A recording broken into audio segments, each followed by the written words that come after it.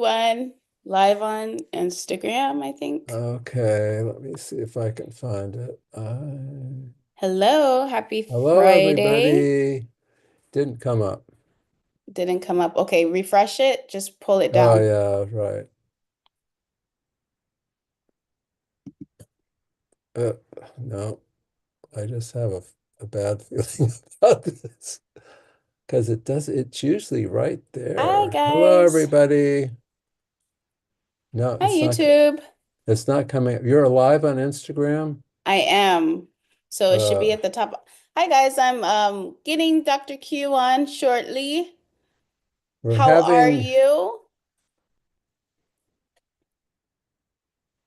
All I right. just don't see it up. It's not coming up. Hi, Facia. Are you on Sickle Cell Plus, Dr. Q? Hi, I'm on. Amaka. I'm on your Instagram page. But are you logged in on Sickle Cell Plus? Uh, Oh, no volume. Okay. Can you guys hear me now? Hi, your fave Ariel.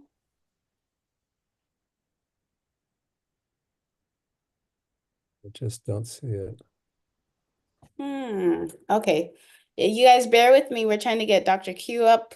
Um, so Dr. Q, you are in Sickle Cell Plus, and then you went to the homepage or the Yeah, page where the feed is, and then you push down, yeah. and then at the top there should be circles there, and it should Right. say It's Sickle your Cell. story, miss somebody, blah, blah, blah. But I don't see you guys up there. That's the issue. You I don't could, see and Sickle Cell usually, 101?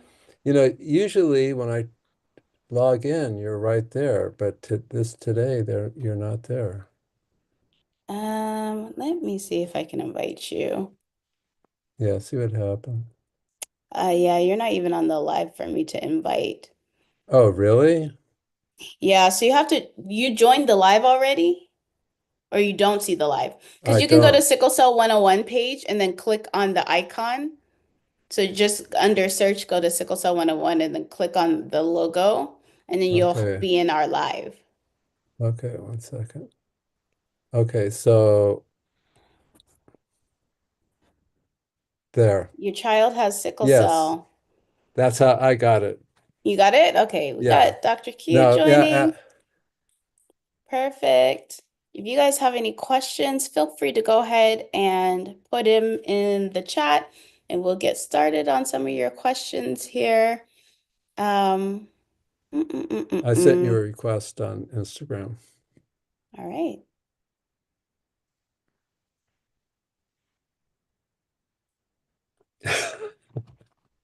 All right, guys. There we go. We're getting him on. Thank you guys for being here today. Yeah, thank you. Happy Friday. Anybody going on spring break? Anybody got kids going on spring break?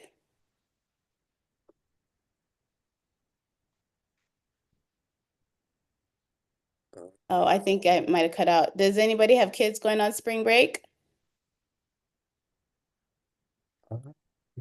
I don't see the feed coming up. Okay, can somebody comment to make sure we're on? Sounds like we're having technical difficulties today. It's it's asking me if I want to share my video or follow Sickle Cell 101. No, you should just be on the video. Like it I'm just on the video, but there's Oh, all this other stuff coming up, but no questions, no really? feed Okay. from the. Okay, I have it on my end. Okay, Oh, there it goes. There we go. Okay. cool.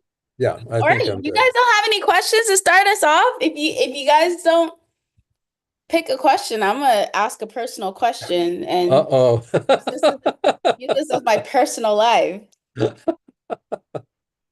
I'm playing. We can start off with one of the other questions um, that we got in a previous week, and hopefully that'll give you guys some time to. ask any of your questions that you want answered today. Um, do people with sickle cell disease live longer? Do people with sickle cell disease live longer than?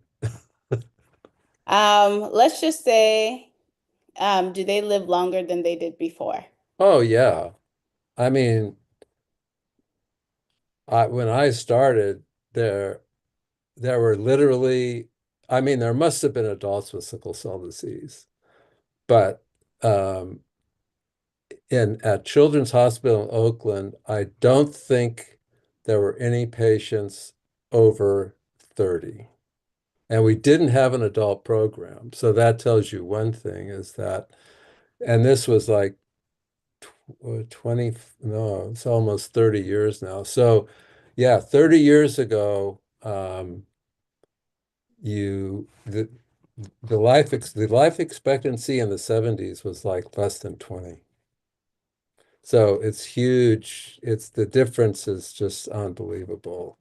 And I think part of it is the sickle cell centers, improved care, uh, hydroxyurea made a big. I think when hydroxyurea came out, it it actually energized people to be more aware of sickle cell disease because finally there was a treatment.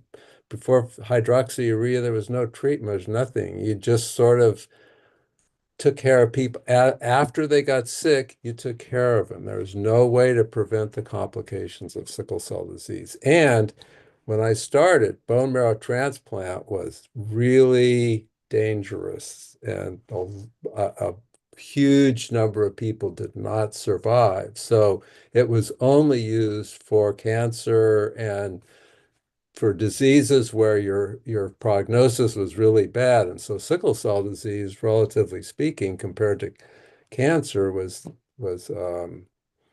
it wasn't a candidate for transplant. I can't in the 80s there were some well the way they learned that you could cure sickle cell disease with transplant was a girl who had leukemia. And she got a transplant from her brother, and they were just surprised. Oh, her cancer is cured. Oh, she doesn't have sickle cell anymore. And that was in the 80s. So up until then, they didn't. That after that, then people realized, oh, this is a treatment. What's the side? How do you lower proteinuria? Proteinuria is a sign of that your kidneys are starting to have side effects from the sickle cell disease. What you need to what what you need to do is talk to your primary care physician and a nephrologist, a kidney specialist, to see if what would be the best treatment to make your kidneys healthier. And your proteinuria might, depending on how high it is, it might go down a little bit, but it would be very difficult to get it to go away completely. Um, Can you explain what proteinuria is? Proteinuria is all your blood goes through your kidneys and it filters out all the bad stuff and it reabsorbs the good stuff. So that's like you're not supposed to have sugar in your urine because it gets reabsorbed back into your body. If you have diabetes, so much sugar goes into your urine that it can't be reabsorbed. And that's when you get sugar in your urine, and that's a sign of diabetes. So the same thing with proteinuria. If your kidneys aren't working normally, they filter out the protein. It's in your urine, but it's supposed to be reabsorbed. And if it can't be reabsorbed, then it ends up in your urine. And so that's a sign that your kidneys aren't functioning completely normally. And there's what they call microalbuminuria, and that means your kidneys are okay, but you're still spilling uh, protein, and then you can have high levels of protein, which means your kidneys are having a hard time. So it's the first sign of kidney problems in sickle cell. All right. Hopefully that answers your question. I see here somebody saying my 2-week-old son has sickle cell. Just sending you love, Mom. Um, I don't know. I just don't know. What do you tell a new parent? You guys in the chat, what do you tell a new Uh, parent with a 2-week child with sickle cell, just diagnosed with sickle cell? so what I tell parents is that sickle cell disease is a big deal. So it's kind of life-changing because you're going to have this little baby who's going to grow up and they're going to have a chronic illness that's life-threatening, and that's really stressful for parents, grandparents, your relatives, everything else. It's also difficult, and you know this, but it's like difficult to have a job and kind of predict your life on a daily basis because you never know when kids are going to get sick. And so the first thing parents need to do is learn as much as you possibly can about sickle cell disease. You should, when I was in practice, I had parents come in for 2 sessions. Each session was an hour, and we'd go over all the problems with sickle cell disease so that they would know what to look for because they're the person at home that has the child. So they need to be the first person to say, oh, my kid has a fever. I need to bring him to the hospital, etc. Um, and and then you you have to realize that now, compared to 30 years ago or so, there's treatment. And so there is treatment for people with sickle cell disease. The advances in the understanding of sickle cell disease, it's become, when I started sickle cell disease, there weren't that many, it wasn't like a thing like it is now. So most doctors have heard about sickle cell disease. They know who to refer people to with sickle cell disease, so that's all changed as well.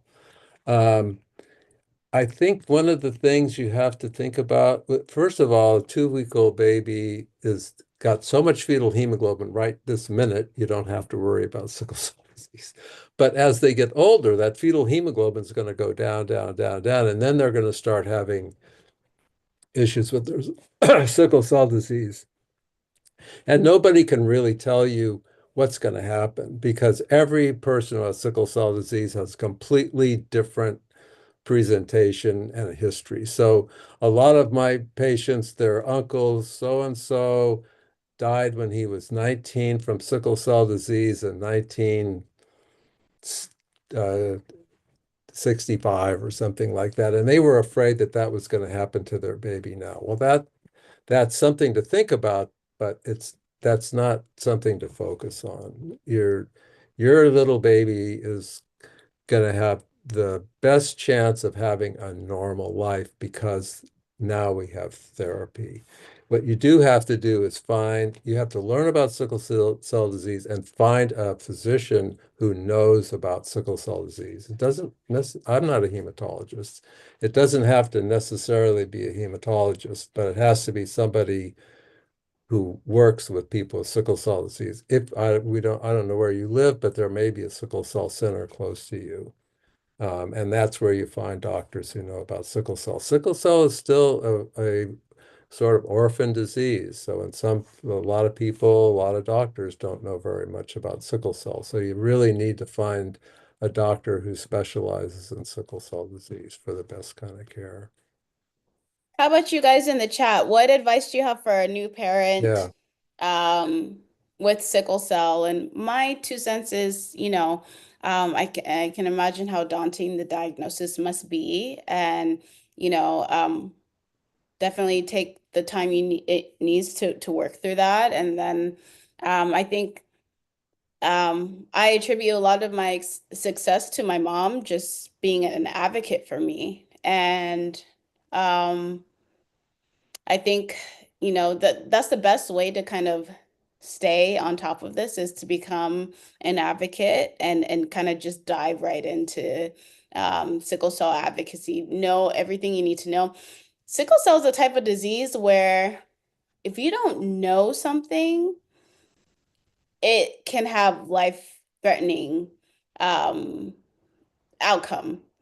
And so sickle cell is a type of thing where you actually have to become a nerd in a way to understand it truly because it's such this complex disease. So the best advice I could give to anybody is to, strap yourself with knowledge. Um, get ready for, just it's never going to be a dull moment. And that's good. To me, that's good in life. Like you're living a full life. I always feel like I'm living a full life. I've never felt that I'm in deficit in any way. And I'm happy for the quiet moments too, right? But um, I would never say I'm like just a zombie roaming around. Like I really do feel fulfilled in just what I've accomplished and everything. And sickle cell gives you that.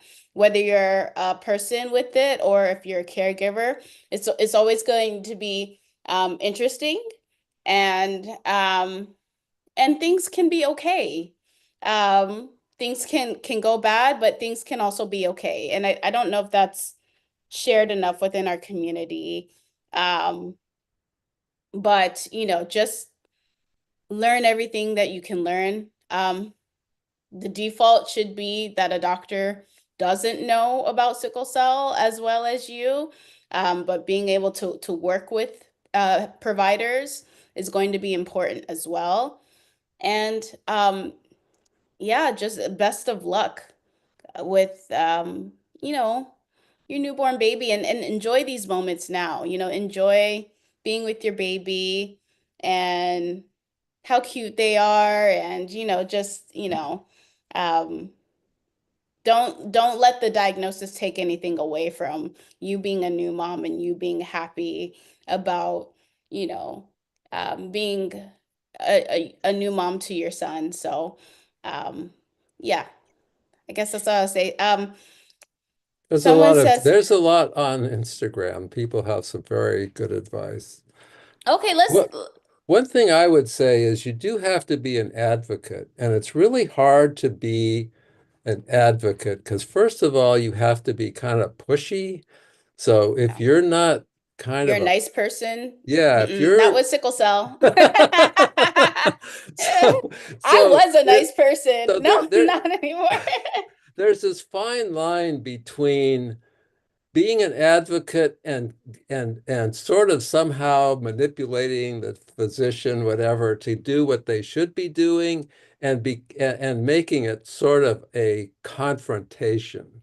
You don't want to be confrontational because then people dig in their heels and it's like, I'm right, you're wrong, I'm a doctor, that kind of stuff. Um, so you really need to kind of think about being an advocate for your son. And the way to do that is to learn about sickle cells. You will be surprised. You may, if you find a good doctor in an emergency room or something, they might listen to you and you can actually teach somebody about sickle cell disease. Yeah. What Just the should way be you do done? My it. baby has a Yeah. fever. This is what should be done. And if you can do that in a sort of a not too pushy way, but you have to be an advocate. You have to be kind of pushy. If they want to, you really have to at some point you're going to make somebody mad at you. And if you do that, then you're on the right You're track. doing things correctly. I Exactly. mean, you don't want to make everybody mad at you, but if you make a couple doctors upset, then you're probably doing okay because you know you're advocating properly if once in a while a doctor gets kind of ticked off because you think you know more than they do. Yeah, I just this last week, so it's me and my sister with sickle cell, and I had to advocate for my sister over the phone. We had to fire a doctor because this doctor told her you need to go back to your home hospital and you need to stop crying. And she's in a sickle cell pain crisis. So we wrote that, we made a scene. We made a scene. And after that, care has been good. But sometimes you have to make a scene and you have to fire a doctor in order to get care the way you should be getting. So just don't be afraid to stand your ground. Like I said, I used to be a nice person. I'm not nice anymore because like it's just not even funny. It's not funny. And it's not, you're playing with people's lives at this point, and there's nothing to be nice about playing with somebody's life. So, I want to read some of the advice that you all are giving here. Um, my advice, mindset is everything, advocating for your child and being proactive. Absolutely, That's 100%. very good advice. Let's see here. Whatever treatment will be out there. Whatever treatment out there now to heal, take it. Sacrifice to get it done because long term I'm having a hard time reading this. The child will benefit and it will save those around you less stress. So I think this person's advocating for drug therapies. My daughter has sickle cell, and thankfully, she doesn't get mini crisis, 1 to 2 per year. That's awesome. My advice to new parents with sickle cell, parents with kids with sickle cell, is to keep them warm as much as possible. Yes, I love the heat. Um, I send her to school with leggings and an undershirt and a jacket. You sound like my mom. And I would be And a water overheating, bottle, and a water overheating. bottle. My mom always said dress in layers, so make sure you can take off and put on, right? Um, Keep them hydrated. I love this advice. Yes, hydration is key. Um, Best advice that I can offer is as a new mom of a child with sickle cell is to teach your child to be their own advocate as soon as possible. Absolutely. Hydration is key, but hydration of his or her cells is more, and then I think that one cut off here. Hi, Kayla. Okay. So that is all wonderful advice. Thank you also. And if you guys have more advice, please feel free to put it in the chat. But it's not the end of the world. My mom always says it's not a death sentence. Sickle cell is manageable, but you do have to be knowledgeable. And that really is the best advice because just there's a lot that I didn't know and which treatment could have gone a different way had I known. And that happens too often in sickle cell. So just, strap yourself. And this is even with a parent who is very, very knowledgeable. There's just so much to learn, so much to understand about this disease. So, yeah, I think you're in the right place. That's just my opinion. You're in the right place over here at Sickle Cell 101. So just And continue to and stay on if top of information. if you want the little manual that I gave to my patients, you can go to Ask Dr. Q on Sickle Cell 101 and ask a question, and I'll send you it lists all the issues with sickle cell disease. You may not want to do that right now, but maybe later. Okay. I have a couple questions about hydroxyurea. Some people are learning want to know the side effects of hydroxyurea and if it's safe for their 2-year-old baby to take hydroxyurea. Number one is, I assume if somebody is advocating that your 2-year-old baby or anyone takes hydroxyurea, that physician knows something about hydroxyurea. So is you don't have to know that much about it, but you do have to know that every couple of months, well, first of all, the way I used to do it, I started at a sort of a lowish kind of dose.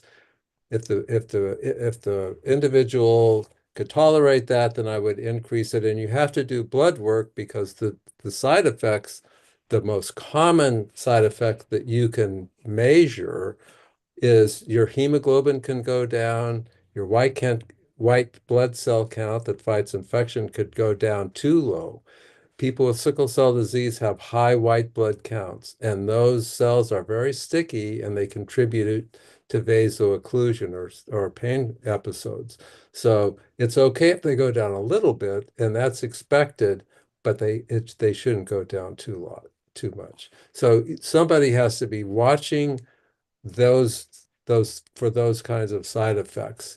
The other side effects that are not apparent Uh, the most common one that's kind of the most disturbing for men anyway is it decreases your sperm count. So if you're an adult or a teenager or whatever, your sperm count is going to be not, you're not infertile, you just have a lower than usual sperm count. And the recommendation is to not take hydroxyurea, men or women, if you're planning on a pregnancy, and in a sort of a way that if you once you stop hydroxyurea, your sperm count goes back up. So if you stop if you have a partner, you expect you would like to have a child, then when you stop the hydroxyurea, your sperm count will actually go up. Um, you're not infertile while you're taking hydroxyurea, but nobody recommends that you continue hydroxyurea during a pregnancy or because it's just not known. Um, Other things that can happen with hydroxyurea, you can get little, your fingernails can have little black lines on them called melanechia, which is cosmetic. Some people complain about hair loss, which not everybody does. Some people don't really think it does that. Um, you have to really take it the way it's prescribed. It's not like taking aspirin or whatever. You have to take exactly the dose that you're prescribed. If you don't, or you don't take it regularly, it'll show up on your blood counts when they check to see how you're doing. So if you're not taking it regularly and your blood counts go up, the person taking care of you may think, oh, I need to increase this dose. And really, it's that you're not taking it every single day. So as the physician who's prescribing that can tell whether taking it regularly. And if you tell him you are, and the blood counts don't look like you are, or she is going to, could raise the dose, which then that could be a problem. So those are kind of the general things about hydroxyurea. It's been used for a long, long time, 20 years or more, and it works. If you take it, it works. Really it can be really life-changing for some people. It doesn't work for everybody. Some 5% or less of people, it just doesn't work. And nobody knows why that's. Um, uh, some people will prescribe, a pediatrician could prescribe hydroxyurea to a 2-year-old. Yeah. I didn't do that, but other people who are familiar with it and do it a lot, they might think, okay, we can do this. And it does come as a liquid. So All right, let's talk about bone marrow transplant. We got a couple bone marrow transplant questions. The first one is, does a bone marrow transplant totally cure sickle cell? Um, how many percent, I guess this person's asking about the safety of bone marrow transplant, like I guess the success rate maybe of a bone marrow transplant, and then does a bone marrow transplant stop working at a certain after a certain age or at a certain age? I'll start with the last one first, Okay. because that's the easiest one. If you have a successful bone marrow transplant, you're engrafted, everything is going fine, it's forever. It shouldn't change. Anything is possible in medicine, but you really would, it shouldn't change. If you're out a year or two, everything's fine, it's not going to change. You're going to have that bone marrow transplant forever. But nothing in nothing in medicine is forever, but it will last for a long, long time. Um, the there are many different kinds of bone marrow transplants. So there are the safest bone marrow transplant is a young child who has a HLA. That's the way they determine whether that person is a match. An HLA match for your young child who's less than 10, say, or around whatever, some young age. Those people do the best because young kids tolerate the chemotherapy and the transplant a little bit better or even a lot better than older people. And if they have a HLA matched sibling, that's a brother or sister with the same mother and father, and they're an HLA match, those kids do very, very well. And they have over 95% survival. When you start going to other kinds of transplants, then the survival kind of decreases, but the survival is always around 95%. So very few people do not survive a bone marrow transplant. Part of it is you have to be at a center where they do a lot of transplants and they know about sickle cell disease. So that is another issue that you need to think about. Um, when you start getting into what's called haploidentical transplants, and that's a bone marrow transplant from a relative like that is a half match, or they don't match you completely, then the survival rate decreases, but not a lot. So a haploidentical transplant is as good as the survival is almost as good as an HLA match sibling. It's not quite the same because the whole process is different, but it's not dramatically different. Um, the type of conditioning they give you makes a difference on survival and how well that um, transplant is going to be successful. But I think the one thing you need to do if you're considering a transplant is you will get there's a consent that goes with getting a transplant, and you really have to understand the consent. You have to understand the possible side effects, what the survival rate is, what the risk of not surviving is, and then you have to accept that. You have to accept that even if those 1% of people do not survive this particular kind of transplant, that's 1%. You could be that 1%. And you may think 1%, forget it. But as long as you understand that and you know what's going to happen, then you can't go into it just kind of like, oh, I'm going to do this no matter what. You need to, because things happen, you get sick, you might need a second transplant. There's all kinds of stuff that goes on, and you have to be ready for that and accept the fact that for a cure, I'm willing to take this risk, whatever it is. So, and if you go to a transplant, talk to the transplanter. How many have you done? What is, even though in the literature, the survival rate is very high, what about your survival rate? How many, can you give me statistics on what you do? So that's important as well. It's a big deal. It is a big deal. Once you get the chemotherapy and you're ready for the transplant, you can't say, no, I don't want to do this. Yeah.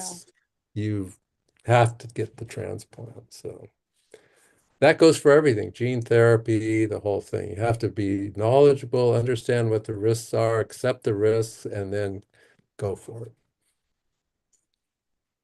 All right. I like this comment. Dr. Keith was my doctor my whole life until 17 years old, and he's a great doctor. I'd recommend him to anyone with sickle cell.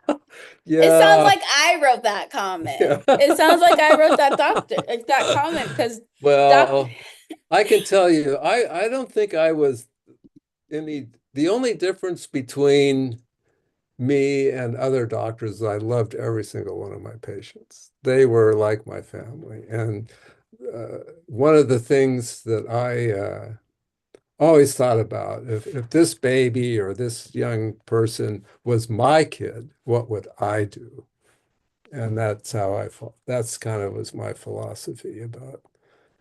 And I was lucky to be in a hospital where that was supported, and it used to be a sickle cell center, so most of the people in the hospital when I was there knew something about sickle cell, from the radiologist, ED docs, everybody knew sickle cell to some degree. So, So, she said I'd recommend him to anyone with sickle cell. That's why we have this program, because I recommend him for everybody with sickle cell. And, so I went to so it sounds like you're in the Bay. So I went to Children's Hospital Oakland, and Dr. Q was my doctor. And he was just such an amazing doctor to me and my sister that, like, I was like, okay, you want to do this with me, Dr. Q? And of course he said yes. And now he's everybody's doctor online. So I think we had the same thinking. This person also asked, what is the best hospital you would recommend in the Bay Area for adults with sickle cell? um, Including the ER. I've had horrible experiences since leaving Children's. That's always the case, right? Like, you leave this amazing doctor and this amazing clinic, and as an adult, you're kind of left to fend for yourself. So, Dr. Q, especially this being in the Bay Area, do you have any recommendations? well, I think,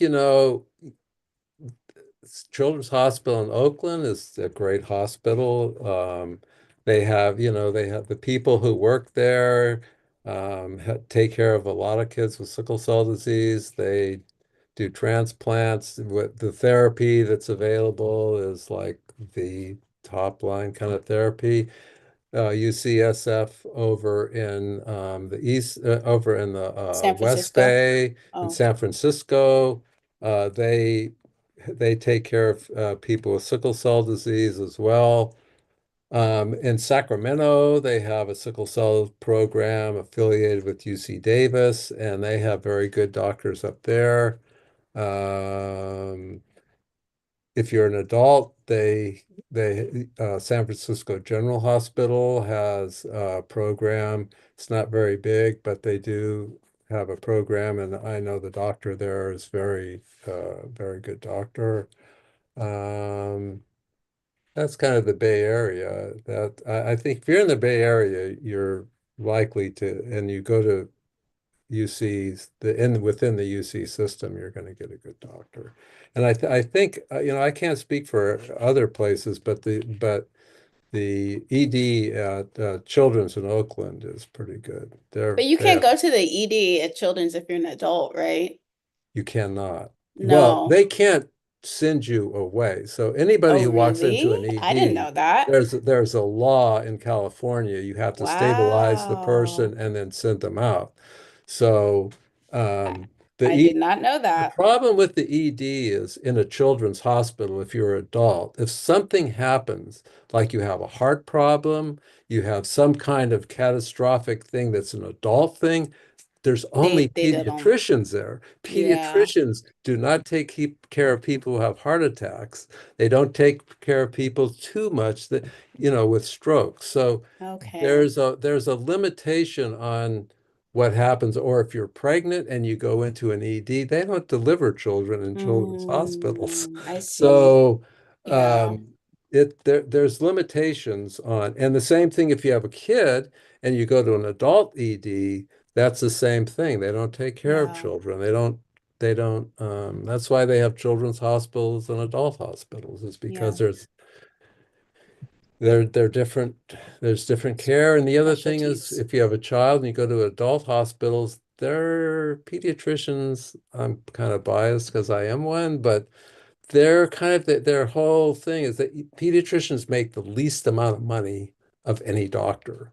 And they're willing to do that because they like kids. So um, the pediatricians are kind of a different kind of animal. They like kids. And other Mm, people like kids, but they may not know how to kind of chit chat with a 2-year-old. yeah. Um, how about Atlanta for adults? I know there's Emory and Grady, and I Yeah. believe it's oh, I don't know if it's Emory or Grady, but one of them has a 24-hour adult sickle cell center. Um, so those are the two big hospitals, and they're pretty big sickle cell hospitals. I believe they have a lot of researchers there and everything. So um, there's that in Atlanta.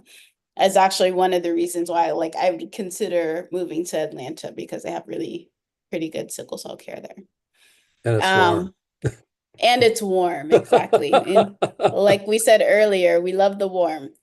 Um, I just want to make sure. And then also to the person that's in the Bay Area, I still do go to children's for care, like just for regular checkup. I see Dr. Hager. And so there's still, you should be able to still, and I don't know what like where logistics are and everything around how many people they have or how many adults they can care for, but um just like for care, like or just for like, routine care and appointments and all of that, I see Dr. Hager and he treats adults. So maybe, maybe that's some place you can go to.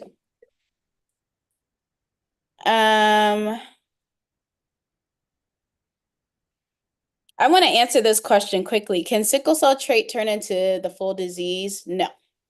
Sickle cell trait cannot develop into sickle cell disease.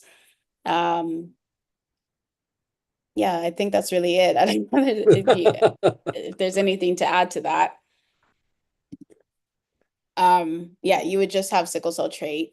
And I guess the reason for that is you've only inherited one sickle cell gene and you need two sickle cell genes or, two abnormal genes to have one sickle cell gene and one other like hemoglobin abnormality, I guess, for lack of better words, to have sickle cell disease. If you only have sickle cell trait, you only have one sickle cell gene. So one could never become two. Hopefully that makes sense. And I don't know if I explained that um, well enough, but the answer is no. Um, is it common to develop AVN after pregnancy with sickle cell disease? And I kind of have a thought about this. Um, and it is like, could carrying a child put weight on your hips, which would maybe accelerate AVN within sickle cell? What do you think, Dr. Q? Well, during pregnancy, there's, your whole body, well, your whole body changes, obviously. And you can develop acute chest syndrome, you can have more pain episodes. So the amount of sickling, although I've never read this in an article or anything, but it seems like you do have complications of your sickle cell disease while you're pregnant. And having AVN at the end of pregnancy or during pregnancy, like you were saying, I think probably means you may have had bone disease that was occult or you didn't realize it until you were pregnant, and then you started having symptoms of AVN or avascular necrosis. I don't think it's common, but I think it's not surprising. All right. Is it recommended for sickle cell patients to be on Plavix and Lipitor just to prevent stroke? I don't know that those medications are indicated for stroke Sickle and cell. sickle cell disease. Okay. So um, because you really though if you have people with sickle cell disease have the same risk factors for everything that everybody else does. They can still have heart attacks. They can have different diseases. So depending on why those drugs were prescribed, you'd have to talk to a cardiologist or your internist or a sickle cell doctor because maybe there's a reason that you're on those medications that has nothing to do with sickle cell. But in terms of taking those to prevent strokes just because you have sickle cell, I don't think that would be recommended many people, unless you had risk factors that they would uh, mitigate. So, All right. How do you feel about delaying vaccines for a baby with sickle cell? I'm doing a lot of research about the harmful material in vaccines. uh, okay. Vaccines are really safe and they're very effective. And people who have sickle cell disease, including children, are at high risk for infections if they're not vaccinated. And infections can lead to severe problems with sickle cell disease. Like the pneumococcal vaccine, when I started, most a lot of kids never made it to 5 because they died from massive, overwhelming infections with pneumococcus. So I would say that they're safe. They're as safe for children with sickle cell disease as they are for anybody else, and they are very, very safe and effective. You, with the current group of people who are running the country, we run the Uh-oh. risk of having some real problems over the long haul of it because they have done some things that may harm people's health. So we just get your vaccines. The I other, I always got my vaccines growing up. Um, to Dr. Q's point, and I know, listen, I know vaccines are controversial, and at the end of the day, you have to make the choice for your child, right?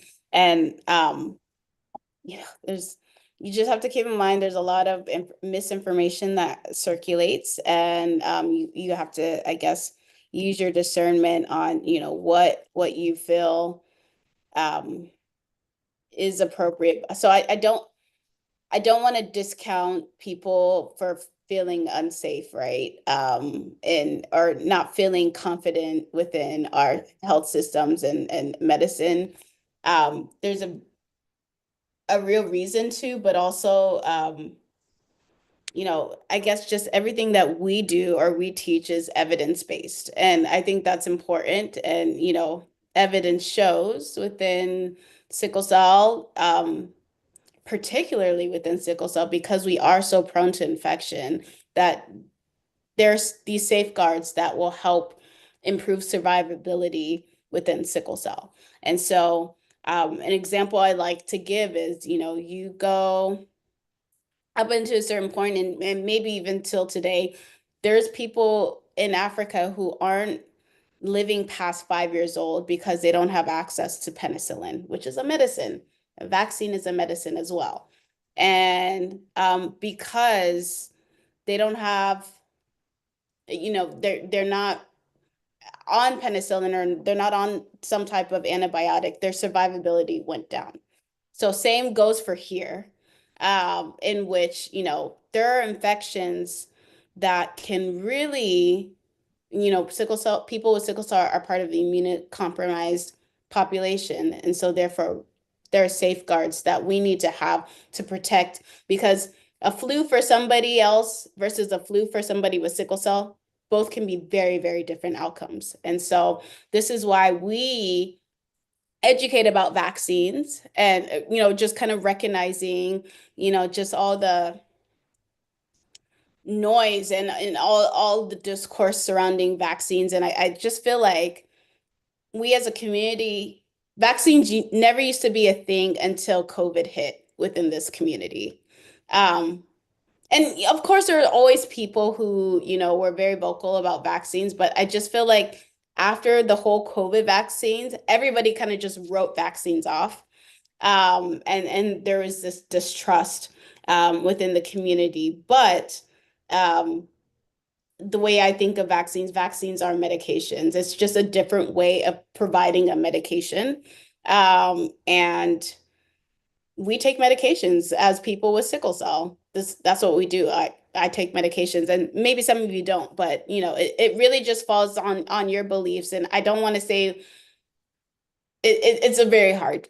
conversation. Long story short, vaccines, right? And there are people who are very, very vocal, and I don't want to discount anybody, but from my personal view, I do feel that, vaccines would provide protection for your child with sickle cell. So I think I'll leave it there. I don't know if I. Well, if you lived in West Texas, where there's right now a measles epidemic, and your child with sickle cell hadn't been immunized against measles and contracted measles, that would be really serious. And I think you have to look at things, the downsides versus the protection that you give.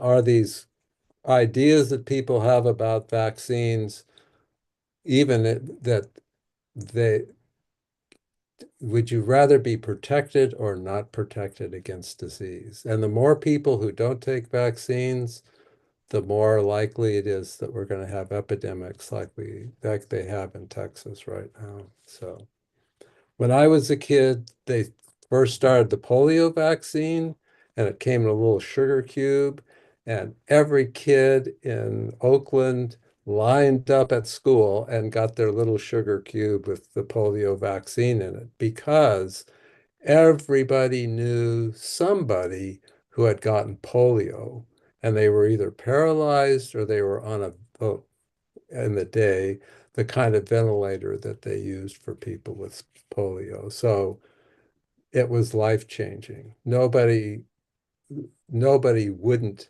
take the polio vaccine. It was not in the 50s, that wasn't a thing. Yeah. So yeah, it's a controversial topic. Just know you'll find, discourse on both sides. But you really just have to um figure out where you fit in this. And like I shared my belief. And Dr. Q, he's a doctor, right? So obviously I'm he's biased. he's into I, the science. And for me it's just like, if not science, then what? If we don't base just information on science, then what do we base it on? Because literally all we have is science, or I don't know. Maybe it's science and I don't know. I don't know. And that's getting like into a whole nother topic. But like, if we don't have science, then what do we have at the end of the day? It would all be, everything would be guesswork. Everything. So you have, and obviously science isn't at 100%, nothing is ever absolute. But if it shows like certain probabilities and all of that, and most likely the outcome will become, will be this, then, you know, I think to me that gives me a little bit more peace of mind, instead of just kind of guessing how to do this, guessing how to raise your child with sickle cell, guessing. And it's just, there's ways that have kind of been proven. And so therefore, but like I said, that's my own 2 cents. And you're the parent at the end of the day, and you're gonna do what's best for your child. So somebody said, can I ask some questions for the doc? Are you still on? Let me know if you're still on. And somebody else said, I was pregnant with sickle cell, and I was in so much pain. I had to have my baby early. That's common in sickle cell. I had to have my baby early too. I had her at 37 weeks. Somebody did ask, sickle cell made me have avascular necrosis. Is this possible? Absolutely. I had avascular necrosis, and I had to get my right hip replaced because of that. So, AVN, or avascular necrosis, is very common within sickle cell. You're not alone with that. My baby has sickle cell disease. The only vaccine I didn't want him to have was the flu shot. Okay. Okay, cool. Sorry, I'm just going through you guys' comments. How educated on sickle cell do you find non-hematologists to be? And is that a problem? That's a good question. Uh, well, there was a study that was, this was, there was there was a national study that was done to, or was to try to teach non-hematologists and people who didn't take care of people with sickle cell disease to doctors. And it was a telemedicine thing where they gave lectures and information about sickle cell disease to whoever wanted it. It was focused on doctors, though. They wanted to try to train or teach or inform non-sickle cell doctors something about sickle cell disease. And it was a national push. So they had money to do this. There was a lot of advertising to doctors, but very few doctors participated.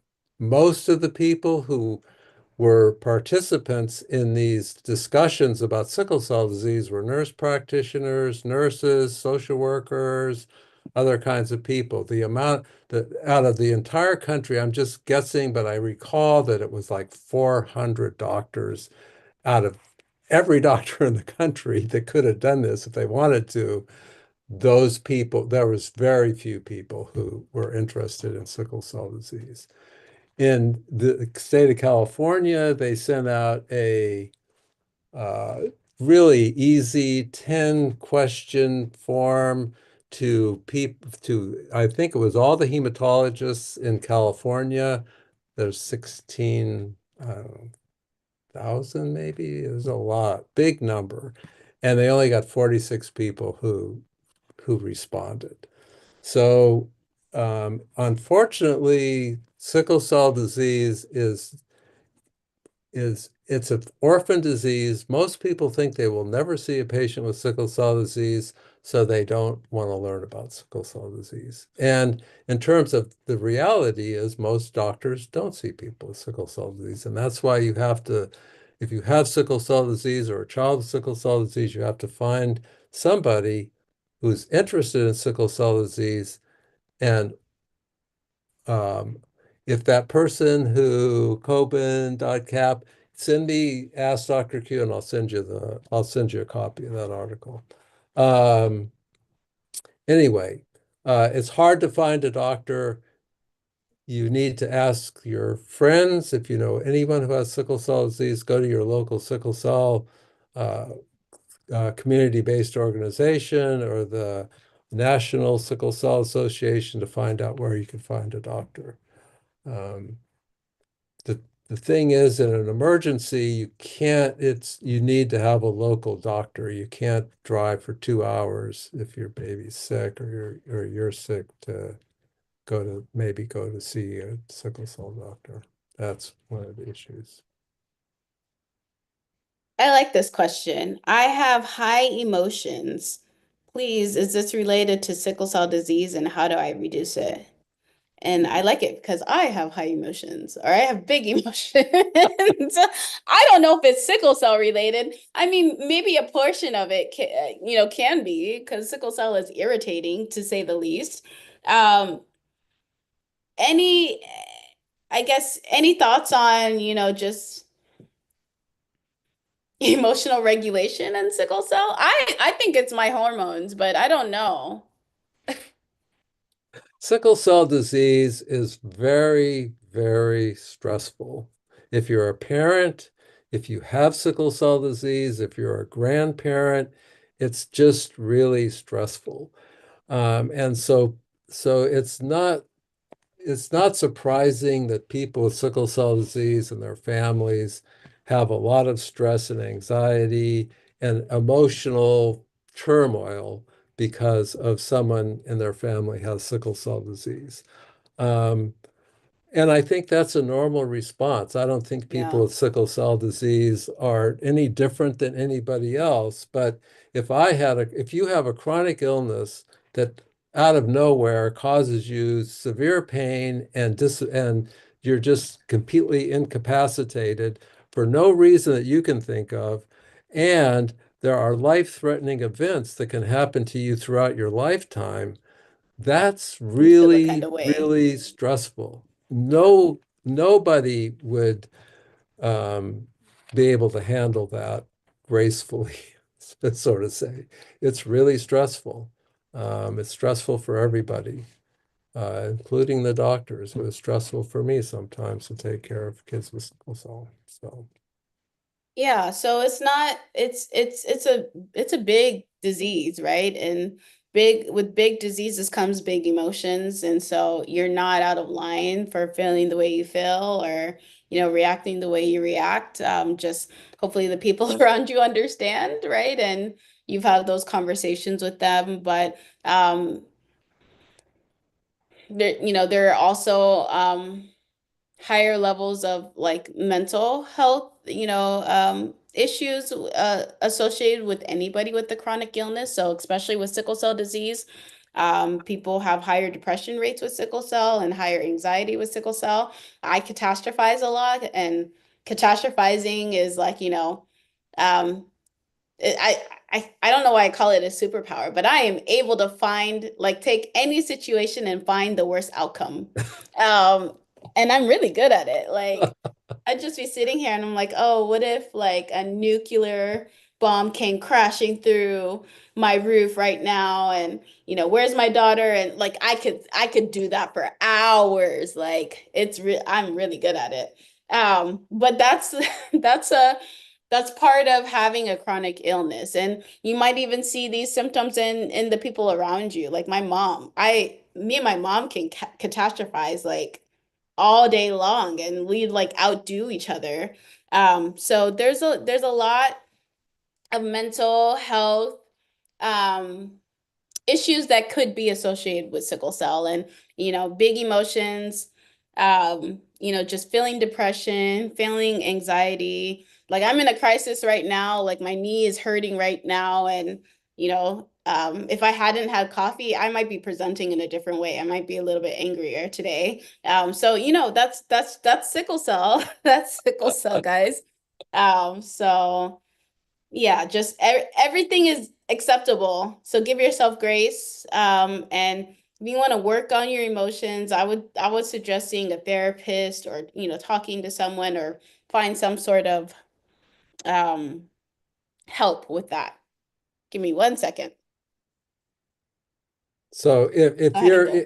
if you're in California, Cayenne Wellness, which is down in the Southern California, they have a program where anybody who has sickle cell disease can access a therapist, and they have therapists all over the state in order to provide care. But sickle cell disease, is to me one of the most severe chronic illnesses that people can have, and it's so unique. It's not surprising that people with sickle cell disease have more anxiety.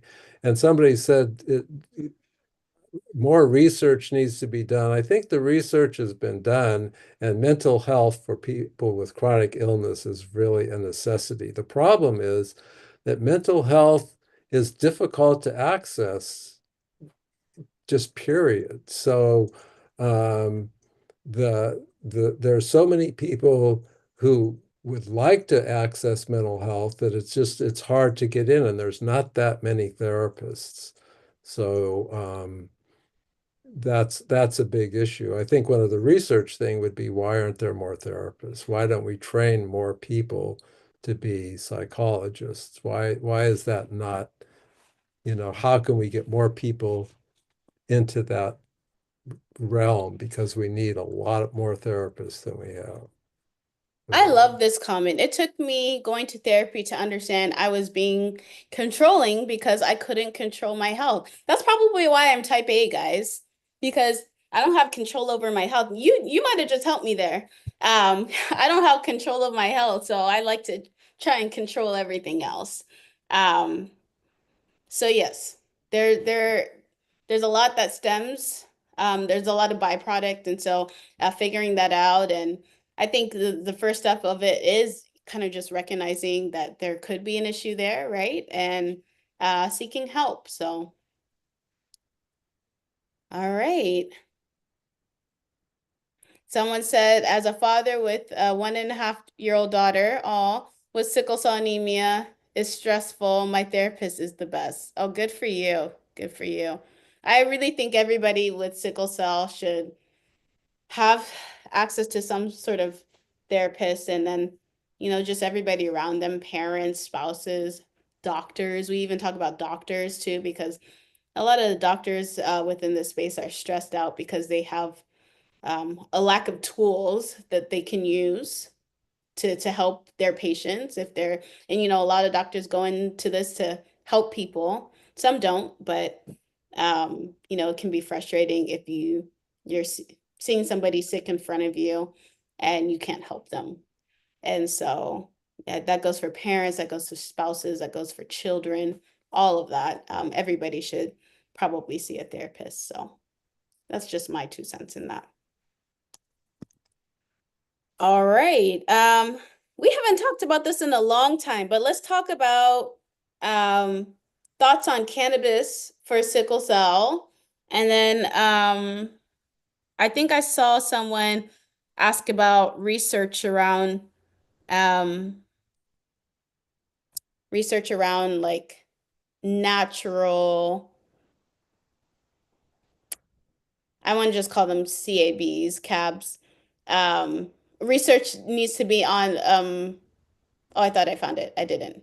But what can you, oh, here we go. Research on natural herbs helping sickle cell anemia symptoms. And then let's talk about cannabis as well. Okay, so cannabis has been studied actually at UCSF over in the city. And the problem with doing research with that is that I think it's been changed, but it used to be a drug that you couldn't access legally, even for research. And they were able to do that over in San Francisco, and they it was quite an involved study. You had to stay there in the hospital for 2 weeks. Um, I think it was 2 weeks.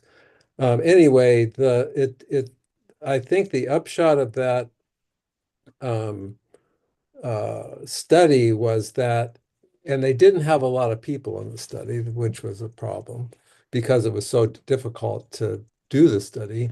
Um, they couldn't really say that there was a huge impact on pain episodes with people taking cannabis. So I think it's an individual thing, if I had patients who smoked marijuana and they did it. I think just it's a kind of a relaxant kind of thing. So I don't think it's a treatment for sickle cell disease, really. Some people felt like if along with the medication they were taking and with cannabis, that was helpful. And if you think if it feels like it's helpful for you, then I think you should do that if that's really makes a big difference. Don't smoke it though. People with sickle cell disease have chronic lung disease that gets worse as you get older. And if you're smoking anything, tobacco, whatever, you're really playing with fire in terms of your health. Um, I don't think, I think I had one adult. I took care of some adults because I did transfusion, and I think I only had one adult who actually smoked cigarettes. So, Oh, cigarettes. yeah. So, but there's a lot of ways to take cannabis, gummies and all that kind of stuff. So you don't smoke it though. Yeah, it's smoking it, obviously we already have lung problems, guys, so don't smoke it. You can ingest it and there are a few studies out there. So if you're interested, there are a few studies out there. There's one that said that it doesn't necessarily help the pain, but it helps your mood around the pain. So it helps you to be okay about your pain. And so maybe that, has some sort of effect in which it helps your pain. Because a lot of times when we're in pain, we're mad, right? And that kind of exacerbates the pain in a way. And so a lot of people will use cannabis to like be okay with being in pain. So um I think that's what one of the studies outlined. But a lot of the studies that you'll find, part of the conclusion, it says we need more studies around cannabis, right? Because it's always a small sample group. And, with science, you really want to have a large group of people so that you can really understand it, and really have everybody represented within the study. And so when you have a small group, there's limitations around that. So, but there are definitely people studying it within sickle cell. I'm trying to remember the name of one doctor. Her name is Kalpa, Kalpa. I think she has a study on cannabis, and then she also has one on turmeric as well. Turmeric can help reduce inflammation within sickle cell. I take turmeric when I remember, and it helps. And it helps my inflammation. And so just to kind of go into that question where, natural herbs and everything, are they being studied? Yes, not nearly as much as they should be, right? But there are some studies out there around, those types of things and how they affect sickle cell. I think there's one on CoQ10 and sickle cell. They did an arginine study with sickle cell as well. And so you'll find studies out there around natural, I guess, remedies, for lack of a better term, and how they could improve symptoms around sickle cell. And, L-glutamine, which is FDA approved for sickle cell disease and decreases pain, is an amino acid. So it's a natural occurring substance that you can take that really works for your sickle cell disease. So the thing is, with most of the kind of what people call natural treatments, there's no research. So, individuals, you could give something to 10 people and they might all think it was good, but if you gave it to 100, it would still only be 10 people out of 100 who responded positively to something. So you need, like what Cassandra's saying, you need a big study to generalize about anything you do in medicine. I did Yeah. say L-glutamine. Indari is what the brand name is. Somebody said, I have sickle cell. I'm 28, full-time mommy. Congratulations. I love being a mom. Yes, L-glutamine. And it has to, you can get L-glutamine at GNC, or like, that's not the same L-glutamine as, it has to be pharmaceutical grade. So, It's called L-glutamine because there's right-handed glutamine and left-handed glutamine. So it oh, I has didn't to know be, that's what the L stood for. yeah. Okay. So that's called levo and dextrorotamine, glutamine. So you have to have the levo glutamine. The L-glutamine is works in your body. The other one doesn't do anything. It's not it doesn't occur naturally. And then for the person asking about natural herbs, what natural herbs are you talking about? I just I felt can't. like my Nigerian accent came out there. Did you guys hear that? All right. Um,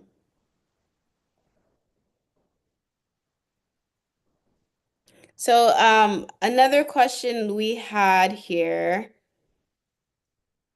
Are sickle cell patients well educated on this disease outside of their hematologists?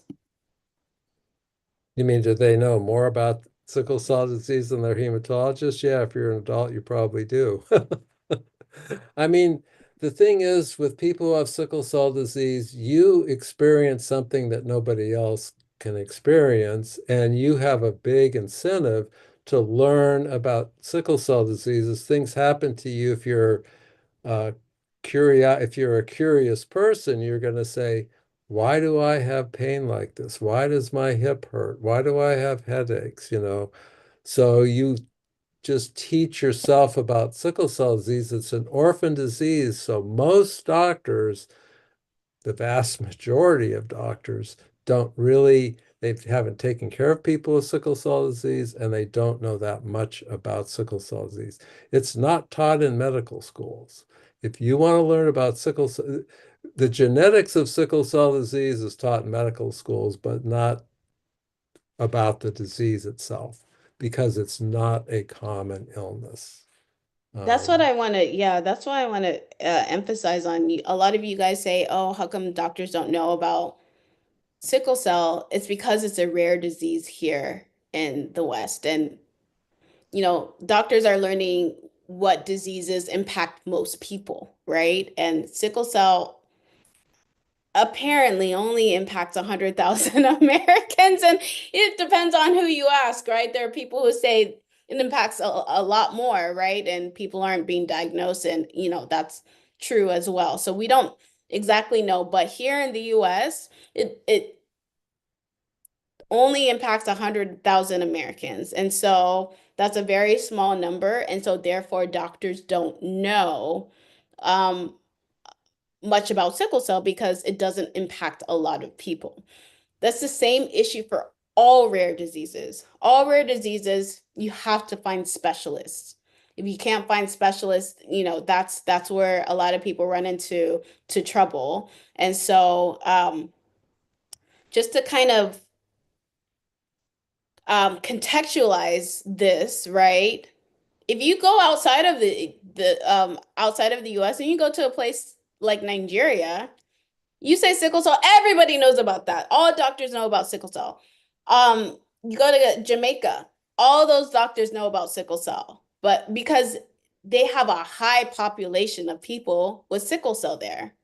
But here in the US, we do not have a high population, so therefore, doctors don't know too much about sickle cell. And they might have gotten like some sort of mention of sickle cell in biology or something like that, and that's the extent of their knowledge base. And so you more than likely will come across a doctor who won't know as much as you about sickle cell. And the key is this doctor willing to learn about it, or are they willing to take your lead in care, right? Or are they willing to talk to your specialist? That should be what you're looking for a doctor, is their willingness to learn about sickle cell, or willingness to hear you out as a patient. So and to refer you to somebody who knows about sickle cell disease. yeah. Um, Okay, I see here. Hi, is there a way to interview you as an organization run by high schoolers to educate others on sickle cell? It would be helpful to hear some insights. Is that for Dr. Q? Let us know. We you can certainly send an email to ask@sc101.org. And we could potentially set something up.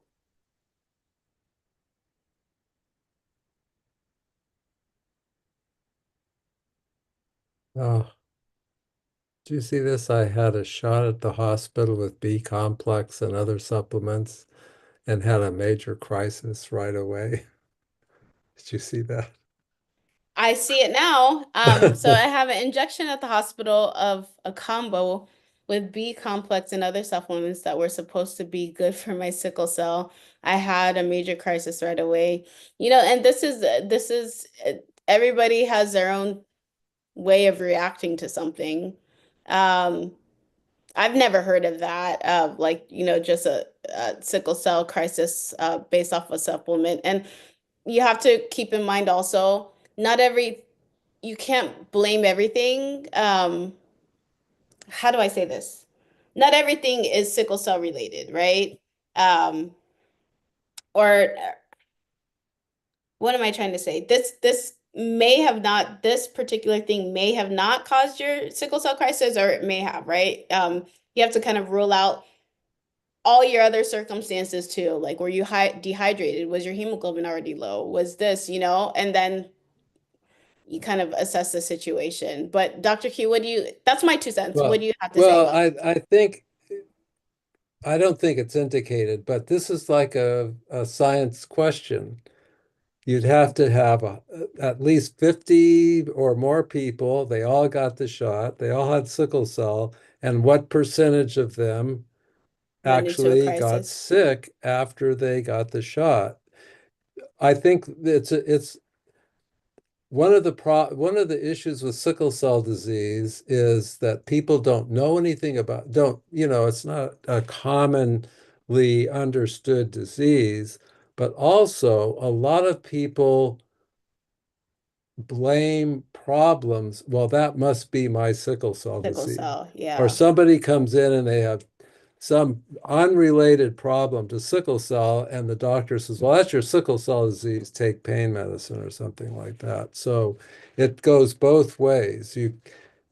People think that things that happen to them medically has something to do with their sickle cell disease when it really doesn't. Um, So yeah, I would just confirm, just make sure that nothing else is yeah. going on with you that might have caused a sickle cell.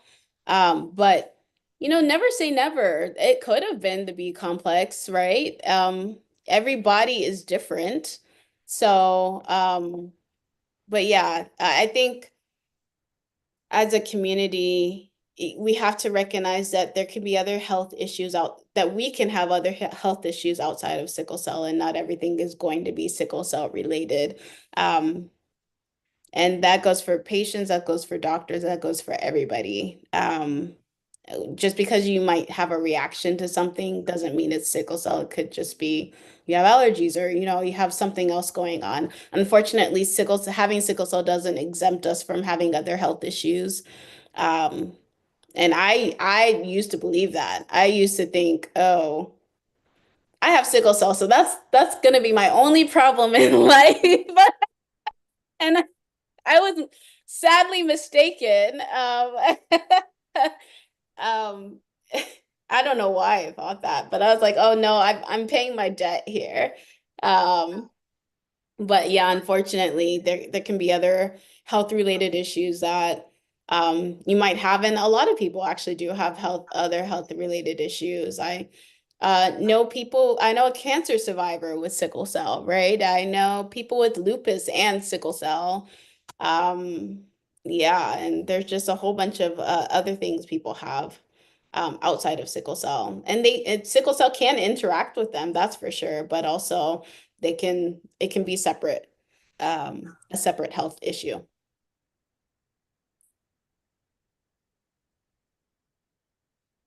Could you please talk about the SC genotype? SC is that you inherit sickle cell, the S gene, and you inherit another gene, another hemoglobin gene called C. And I was reading about this because somebody asked me about that in a question to Dr. Q thing. And what people that were thinking back a while ago was, why is SC it is a severe disease versus sickle cell trait? Because if you have CC, if you're homozygous for C, you may have anemia, but you don't have any other symptoms of sickle. You don't have symptoms. It's like you wouldn't really know that you had a hemoglobinopathy. But S plus C together causes a lot. It is can be as severe as hemoglobin SS or S beta zero thalassemia. And the mutation for the C is the same, different mutation, but is similar to the S mutation. And so together they do cause a lot of medical problems. And I gave a couple of patients who had SC disease hydroxyurea because they were so severe. and they got it wasn't as dramatic as when I gave it to people with hemoglobin SS, but in my reading for the answer to this question, they made a very convincing argument that hydroxyurea could help people with hemoglobin SC if they had severe problems. So SC disease, uh, anything that happens to people with sickle cell, sickle cell SS can happen to somebody with sickle cell SC. So as people with SC they can have strokes, they can have acute chest syndrome, they can have AVN. And the one thing that for me was a standout, they also have a high incidence of retinopathy. So they have to be checked annually to make sure that they don't have retinopathy because that can lead to severe vision problems and in some cases even blindness. But anything that can happen, everything that people with SS endure, people with SC can have the same thing happen to them, except it just doesn't happen as commonly. But it's still there. It's not a mild sickle cell disease. That's a real misnomer. SC is sickle cell disease. So it's not mild sickle cell disease. So, and if you have SC, you really need to be in the sickle cell center. You need to have a sickle Yeah. cell doctor. So, I think when people get diagnosed with SC, doctors are saying, "Oh, you have a right. milder version of sickle cell disease, with SS being the most severe." And like Dr. Q said, that just isn't the case. And we're really trying to get people to treat the individual and their personal diagnosis as opposed to treating like the genotype, where they they I don't know, care is less aggressive because you have a milder sickle cell. So really I see this with a lot of SC people. They're really having to advocate for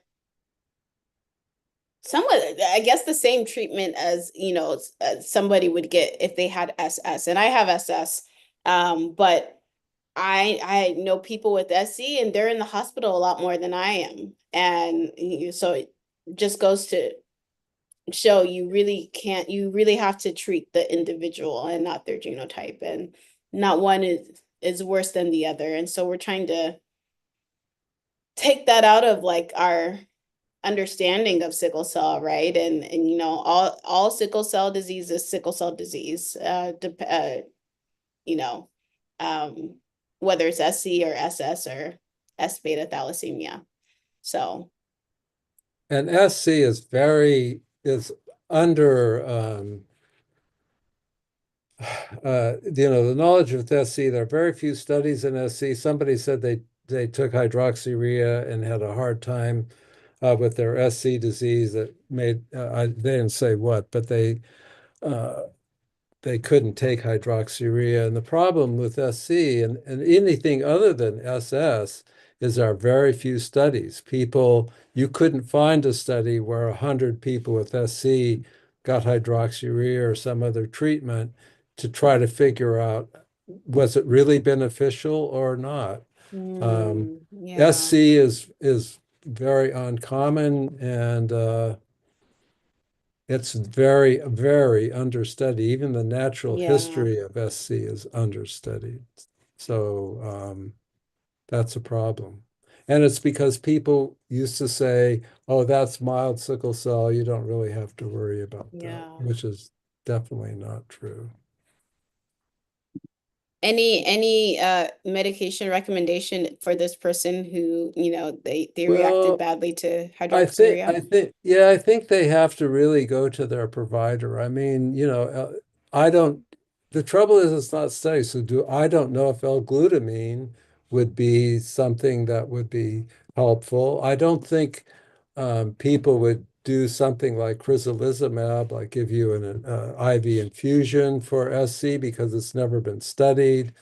Um, but uh, another medication or just maybe, you know, turmeric or something. It depends on, you'd have to talk to your primary care doctor, who knows your symptoms, know what side effects you've had, knows whether you've had any organ damage with your SC, and then they would, together with that person, figure out what is the best medication. But a lot of, like, for instance, medications for SS, they might not even be covered for SC because it's not studied. And so they can't recommend something that's not studied. It's the science problem again, where if you don't know for sure, then you don't know. Okay.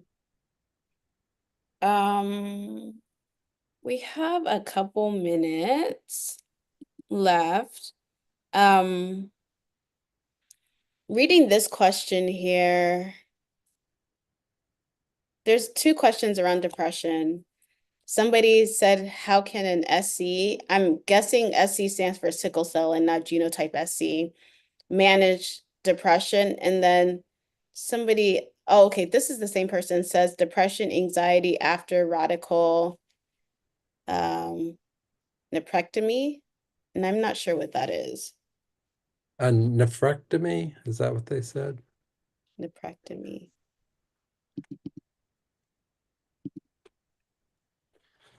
Are you familiar with what that is? Well, if a nephrectomy means they removed one of your kidneys, if So that's what that's it means. not, there's not a correlation between depression and anxiety and nephrectomy. Well, I mean, I think anytime you have any kind of major problem with your health, and sickle cell disease certainly falls in that category, that you're going to be depressed. I mean, it depends on your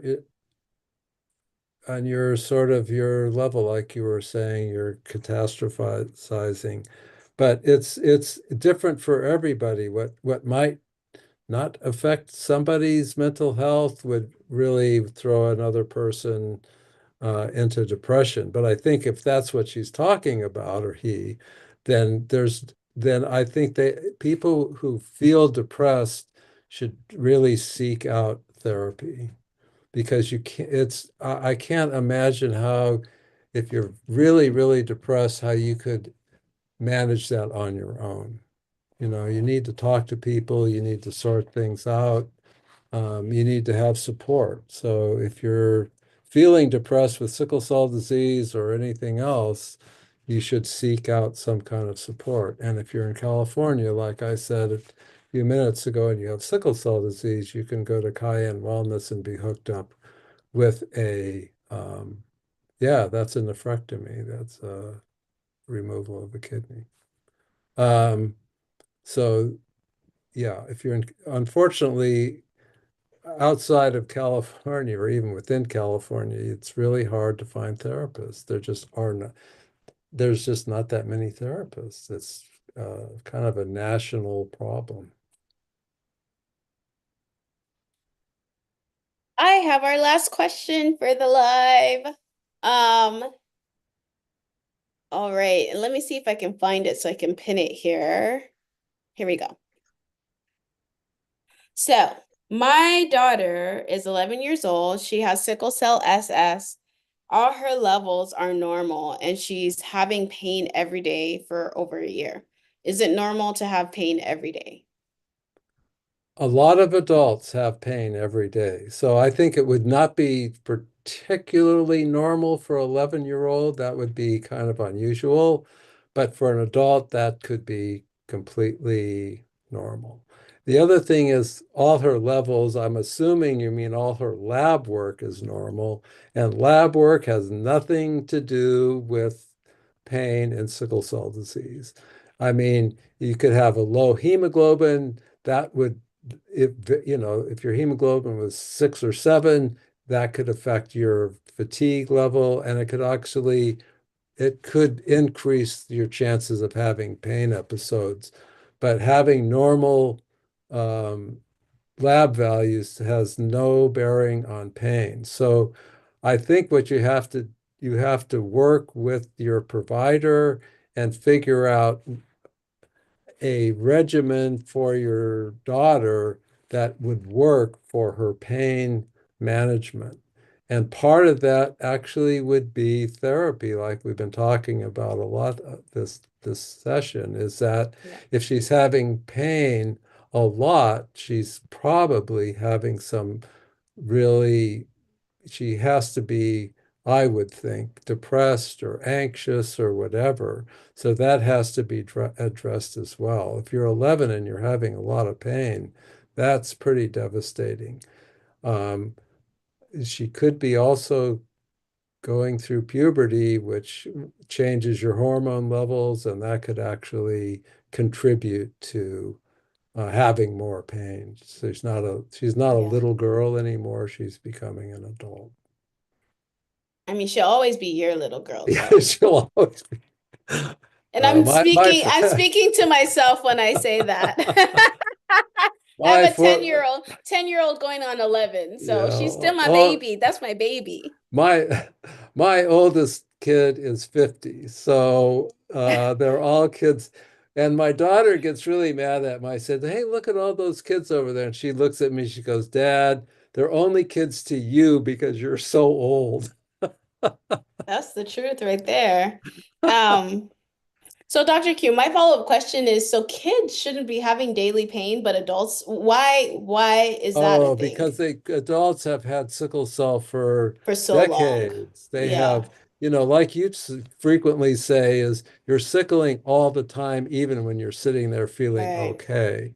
So you have, and sickling causes ischemia and tissue damage. So over a lifetime, that accumulates. So the other thing, so that's one issue. The other thing is that pain happens in your brain, which may be why cannabis helps. I don't know. But pain happens in your brain, and pain actually changes, having frequent pain actually changes the way your body, your nervous system and your brain process pain.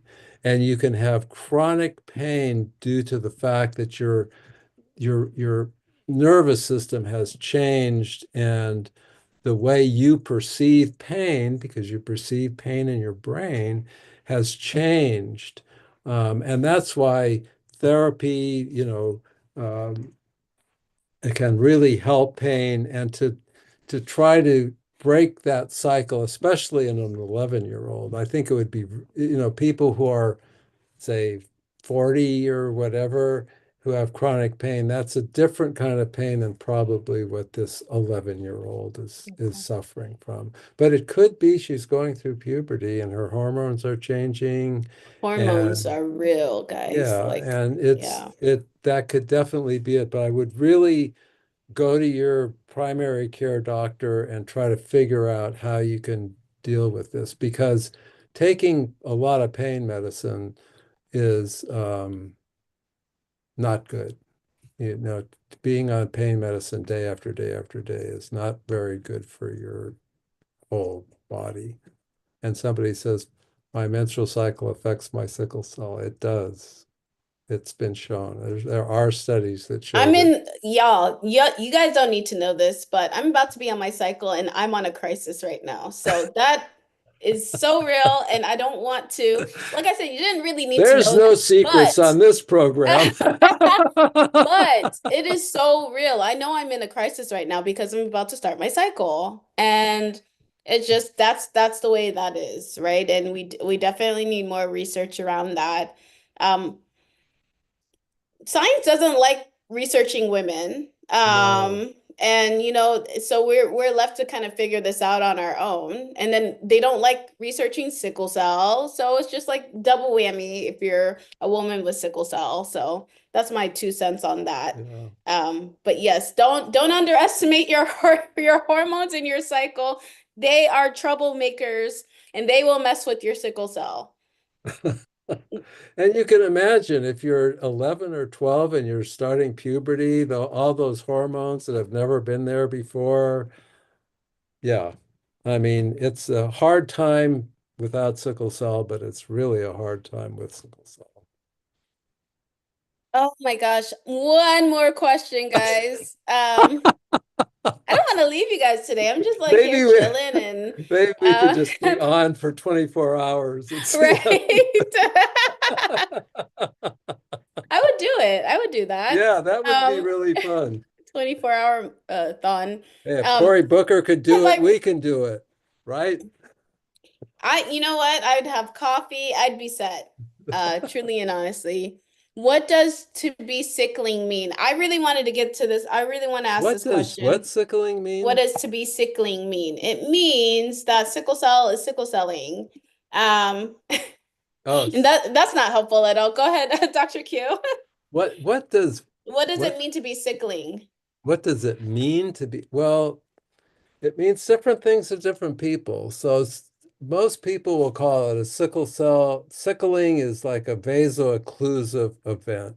If you have if sickling means having pain, then that's a vaso-occlusive event. It means that in your circulatory system, the red cells are sticking to the sides of the vessels and they're occluding the blood flow to a bone, muscle, anywhere in your body where there's blood, which is everywhere.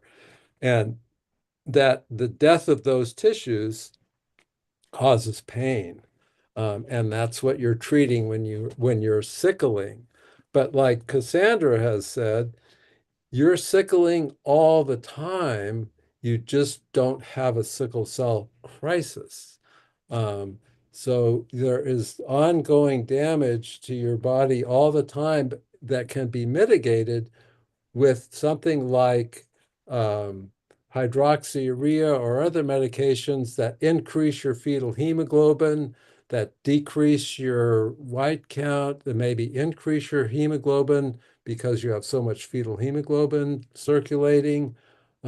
So uh, that's if you're sickling, that's a sickle cell vaso-occlusive event. That's what my impression is. It could be different for different people, but that's Mine what is I think. different. Mine is different. Mine is and I don't think I actually knew that that was an ambiguous term.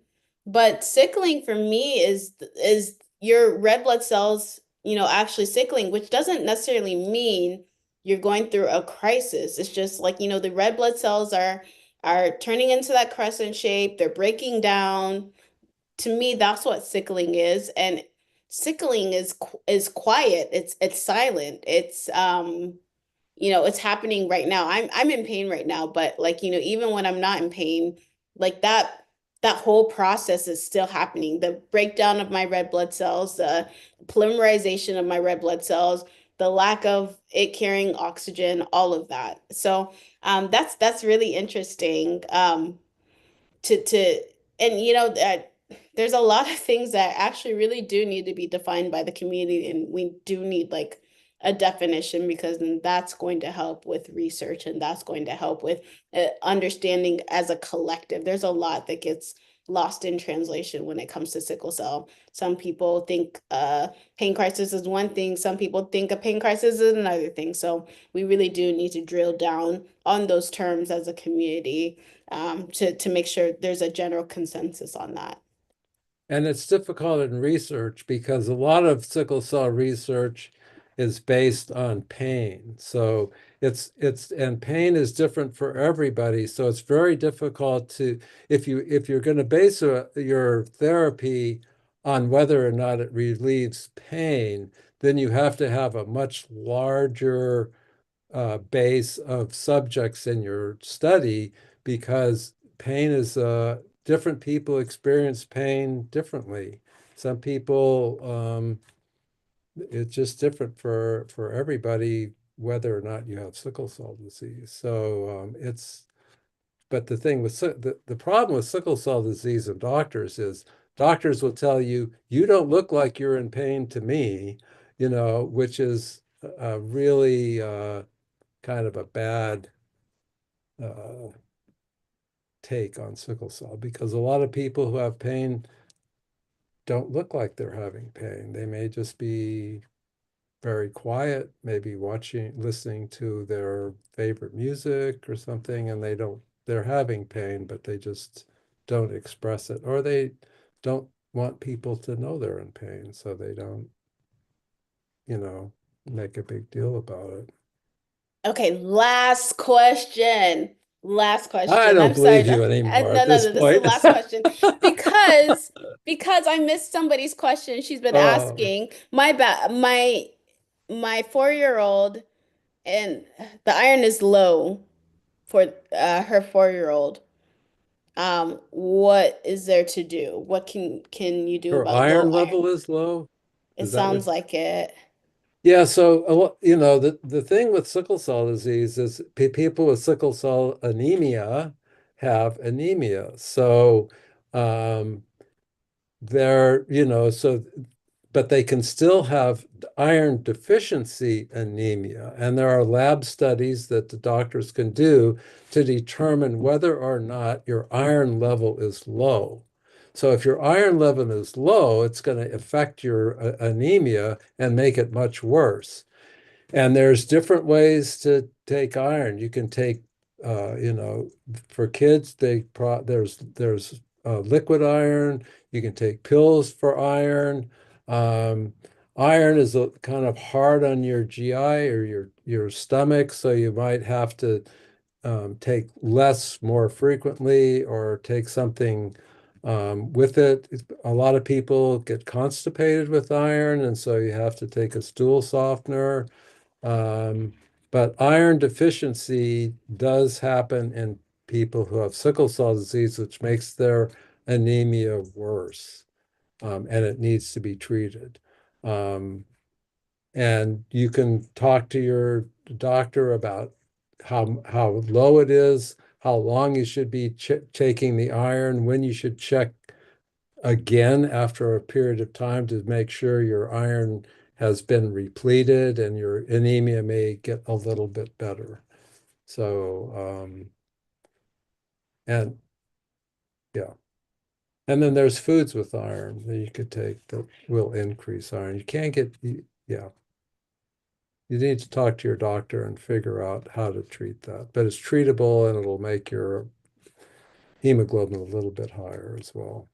Hopefully that answers. A lot of people think people with sickle cell think their anemia is because of their iron, and that could be Oh, true, but it may not be that's true right. as well. So Yeah. people automatically think, oh, anemia, iron, it's an iron problem. But with sickle cell, your anemia is caused by something different than iron. It's caused by the fact that, your blood is breaking down at a faster rate than your blood cells only live from 10 to 20 days as opposed to 120 days. And so that causes anemia. So yes, you could have low iron with sickle cell, but not always. Not always. So it's important to like if you're taking there's some instances taking iron could be dangerous if you have sickle cell, especially if you're getting transfused because there's something called iron overload and that can shut down your organs. If you are too iron overloaded, that can shut down your organs and I've lost a couple friends to iron overload. So when it comes to iron, you definitely need those labs and you need your doctor to tell you you have low iron in order to start taking iron. Don't just take iron because you think, oh, it's because I have anemia, because anemia and sickle cell is caused by something else. It's not caused by low iron. So I just want to make sure that that's clear Right. because a lot of people get confused, and I see a lot of chatter and everything online where people say, "Oh, I'm taking iron for my sickle cell," and they don't have low iron levels. So yeah, And there's a possibility that you absorb more iron because you're anemic, and that can actually affect, like you're saying, your other organs. I know of at least one case. It was in a person with thalassemia where they were taking iron and they got iron overloaded from the iron they were taking orally. you guys are still coming with these questions. Okay, no, I don't see any more questions. You're making it hard for me and Dr. No, I'm playing. We love it. Thank you guys so much for joining us today. Dr. Q, do you want to give your little statement before we sign off? Yeah, so I'm a pediatrician who took care of people with sickle cell disease, and I have my own bias about a lot of things. So, and I don't know everything about sickle cell But he disease. knows a lot, though. I know a lot, but I don't know everything. And I might make, I'm just doing this off the top of my head, so I may make mistakes once in a while. The person who you should be seeing about your sickle cell disease is uh, Your your specialist? primary care sickle cell doctor because they know more about you. Even when you send me a question, I don't really know that much about you. And your private doctor, your sickle cell doctor, is the person you should go to for any questions about your own health. Sickle Cell 101 is about educating people, and that's what we try to do. So it's my opinion and my what I understand about sickle cell disease, but I could be wrong. And if you find that I've said something wrong, let me know because then I don't mind being called out. Um, so that's my little disclaimer. This is If for anyone can take education. it on the chin, it's Dr. Q. Yeah, it's for education only. It's not to treat your sickle cell disease at all. Is Arafa still there? Just want to say hi to Arafa if she's still there. All right. You all have a wonder. Thank you so How can I much. reach out to you, doctor? Ask at sc101.org. Ask at sc101.org. You can send your questions over to Dr. Q. He does a fantastic job answering those questions, and he always comes with the receipts. So if there is a question you didn't, we try and get to every question, but we don't always get to every questions. I'm still typing questions as I'm talking right now. We will be back in 2 weeks though. So if you want to ask your question on the live, we will be back in 2 weeks. And if you don't want to ask on the live and you want an answer pretty quickly, then feel free to send us an email at ask at sc101.org. And you can also go online on SC101 and you can read the Cyclopedia and the other information that's available. And with that, have a wonderful weekend ahead. Please make sure you are sleeping in and relaxing and recouping your body and enjoying yourself this weekend and be good to yourself. And thank you much. Thank you for joining us. A lot of fun.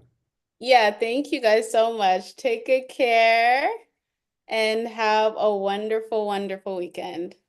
You can still see I'm dragging my feet getting off of this live. I don't know what it is. Yes, ask at sc101.org. Stay hydrated. Thank you. Thank you for stay hydrated and be good to yourself. All right, bye.